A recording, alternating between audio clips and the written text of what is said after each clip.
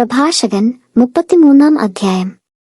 കർത്താവിനെ ഭയപ്പെടുന്നവന് അനർത്ഥം സംഭവിക്കുകയില്ല, ആപത്തിൽ നിന്ന് അവിടുന്ന് അവനെ രക്ഷിക്കും.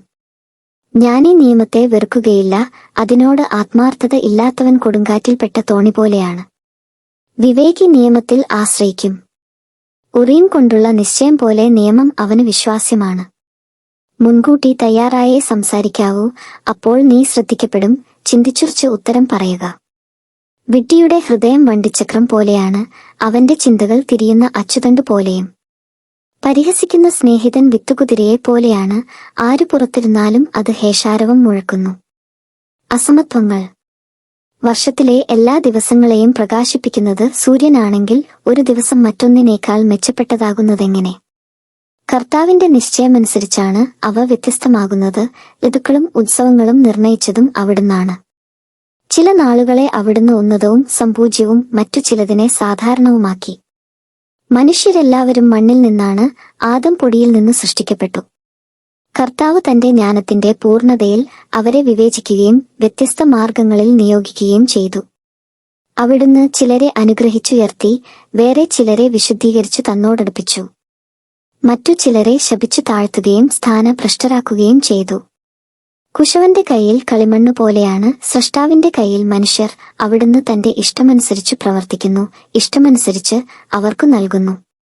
നന്മ തിന്മയുടെയും ജീവൻ മരണത്തിന്റെയും വിപരീതമാണ്, അപ്രകാരം തന്നെ പാപി ദൈവഭക്തന്റെയും. അത്യുന്നതന്റെ സൃഷ്ടികളെ നിരീക്ഷിക്കുക, അവയെല്ലാം ജോഡികളായി പരസ്പര പൂരകങ്ങളായി നിലകൊള്ളുന്നു.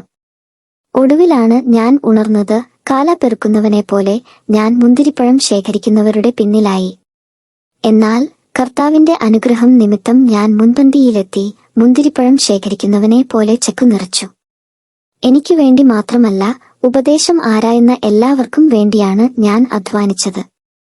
ശ്രേഷ്ഠന്മാരെ, സമൂഹനേതാക്കളെ, എന്റെ വാക്കു കേൾക്കുവിൻ. ജീവിതകാലത്തിലൊരിക്കലും പുത്രനോ ഭാര്യയ്ക്കോ സഹോദരനോ സ്നേഹിതനോ നിന്റെ മേൽ അധികാരം കൊടുക്കരുത്, വസ്തുവകളും നൽകരുത്. നീ മനസ്സു മാറി തിരികെ ചോദിച്ചേക്കാം. ശ്വാസം പോകുന്നതുവരെ നിന്റെ സ്ഥാനം കരസ്ഥമാക്കാൻ ആരെയും അനുവദിക്കരുത്. മക്കളെ ആശ്രയിക്കുന്നതിനേക്കാൾ നല്ലത് അവർ നിന്നെ ആശ്രയിക്കുന്നതാണ്. ചെയ്യുന്നതിനെല്ലാം ശ്രേഷ്ഠത കൈവരിക്കുക, കീർത്തിക്ക് കളങ്കം വരുത്തരുത്. ജീവിതാന്ത്യത്തിൽ മരണനാഴികയിൽ സ്വത്ത് വിഭജിച്ചു കൊടുക്കുക. കഴുതയ്ക്ക് തീറ്റിയും വടിയും ചുമടും, ദാസന് ആഹാരവും ശിക്ഷയും ജോലിയും. അടിമയെ കൊണ്ട് വേല ചെയ്യിച്ചാൽ നിനക്ക് വിശ്രമിക്കാം, അലസനായി വിട്ടാൽ അവൻ സ്വതന്ത്രനാകാൻ നോക്കും.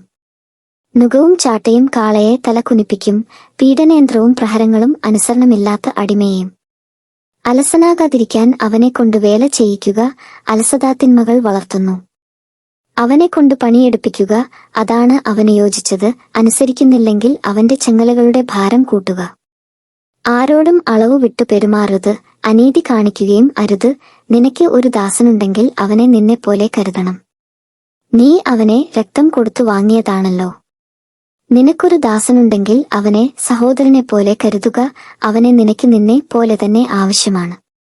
നീ അവനോട് ക്രൂരമായി പെരുമാറുകയും അവൻ ഒളിച്ചോടുകയും ചെയ്താൽ അവനെ അന്വേഷിച്ചു നീ ഏതു വഴിക്കു പോകും?